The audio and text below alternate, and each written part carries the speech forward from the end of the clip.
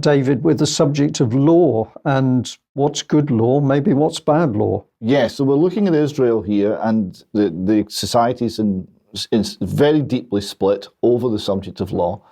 Here we see Reuters reporting the Israel judicial overhaul and looking at what the issues are. Now, the issue is that there's a reasonableness clause that's been removed. Right? There was a reasonableness clause that the Supreme Court could use to strike down government legislation or government acts or government appointments that were deemed unreasonable. And the reasonableness clause has actually been eliminated. So there's been a law passed to say that laws no longer need to be reasonable, which is a bit interesting. It comments here, Reuters comments here, Israel's democratic foundations are relatively fragile. It has no constitution, a one-chamber Knesset where the government holds majority, and the president's office is largely ceremonial. So the Supreme Court is seen as crucial for protecting civil rights and the rule of law. So the checks and balances in Israel are largely coming from the court system, and that is now under attack. Now, the Jerusalem Post goes through what the pros and cons of this are. So the pro-reformers are saying that there's no clear criteria for what reasonableness means, that the reasonableness clause has been extensively used, and it's becoming an area where activist judges can thwart the democratic will of the people, and that appointed judges, appointed by a committee, ultimately are able to overrule elected officials. That's their position.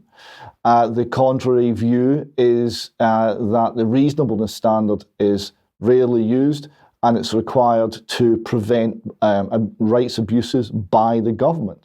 It says here the tool of reasonableness is one of the few measures that the judiciary has to check the excess of government, which is already highly centralised and powerful in Israel. Critics argue that the Israeli system has a sensitive balance, and removing the checks, such as the reasonableness standard, without creating another check against government, can create an unaccountable government. So this is a very important issue.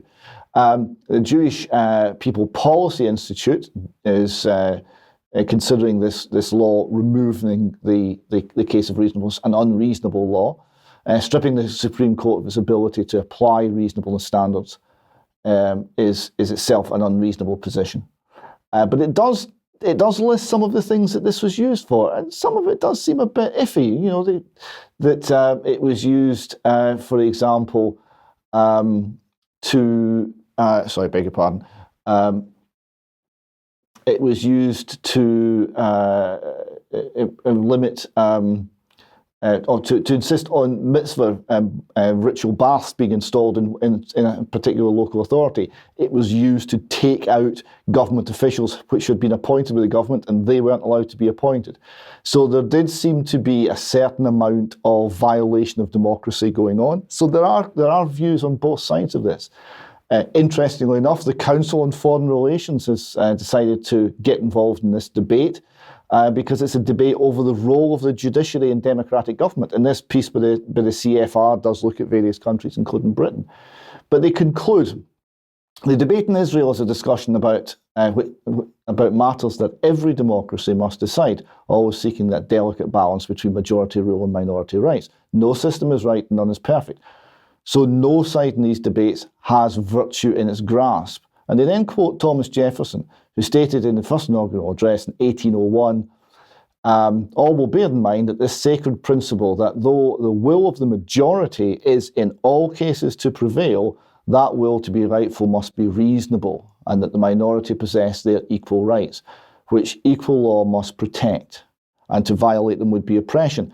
And this is the inherent contradiction, Brian, that we have a democracy where majority rules, but if majority rules without limitation, it is oppression. And this is what the state of Israel is currently very much at metaphorical war with itself over presently, and it may actually become violent. It's such as the passions that are being aroused. But the limitations on democracy, things that we've talked about extensively on the UK column and some of the specials that we've run, and what provides that limitation is very important for our society. We're seeing those problems in Britain as well. Indeed, we are. And I've mentioned the family courts of no jury or public or press, but the all-important jury has the ability to override bad law. And of course, this is one of the key things which the judiciary at large in the UK at least do not want the public to understand, that somebody can be found not guilty even though they have broken the law. I'll leave our audience to think about that. And we're going to say thank you very much to Mark Anderson for joining us today. Fascinating to see what's happening in the States. Some really serious stuff unfolding again around children, but we'll do more on that in due course. We will be having a UK column extra in a few minutes. So if you're a subscriber, please do join us for that. One of the things that we'll be introducing in extra is the Sound of Freedom video. There's now a promotional video clip out. We will be able to show that. And we're also going to be featuring Dr. James Lindsay talking about what wokeism and Marxism really is and how it works in Western societies. So do join us if you're able for UK column extra. Meanwhile, a big thank you to all our audience. Big thank you to all our subscribers and supporters and those who've donated. And we will be back at the same time on Wednesday. A final slide, just as we go. We started in COVID, we'll finish in COVID. The final slide is two men laughing together and one saying, remember when having no symptoms is one of the symptoms. Thank you very much, everyone. Thanks for watching. We'll leave it there. Bye-bye.